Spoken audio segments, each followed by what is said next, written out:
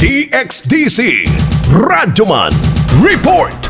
Gawas sa inflation rate ug isyung confidential fund nakita sa usa ka Davao City Political Analyst nga posibleng nagkahigayon usab ang oposisyon nga pahimuslan ang kapalpakan sa administrasyon hinungdan nga niubos ang approval rate sa presidente ug bise presidente diha silang pagpanerbisyo sa nasud. Sa pakighinabi sa DXDC RMN Davao kang Professor Ramon Beleno III, iyang gibutyag nga aduna siya nakitang tulo ka posibleng rason sa kalit nga pag-ubos nining performance rating sama sa padayong pagtaas sa presyo sa mga palaliton, pagkawala og salig sa katawhan sa gobyerno tungod sa mga saad nga wala pa natuman sa hingpit ug ang presensya sa mga oposisyon. Dugang pa ni Beleno nga ang kapakyasan karon sa gobyerno dili lang tungod sa pagdumala sa presidente ug bise presidente kung dili kapakyasan usab sa kinatibuk-ang administrasyon.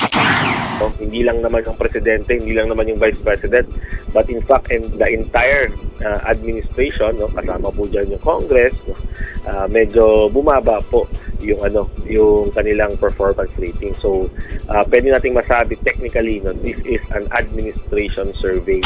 Ang mga reaksyon subay sa Pulse Asia survey nga niubos og 15% ang approval rate ni Presidente Ferdinand Marcos Jr. gikan sa 80% niadtong June ngadto sa 65% ning kasamtangang bulan ug ang Vice Presidente Sara Duterte gikan sa 84% niadtong Hulyo ngadto sa 73% karon.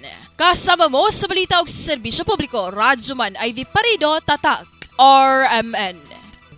RMN News, Diretso Balitang Metro Davao.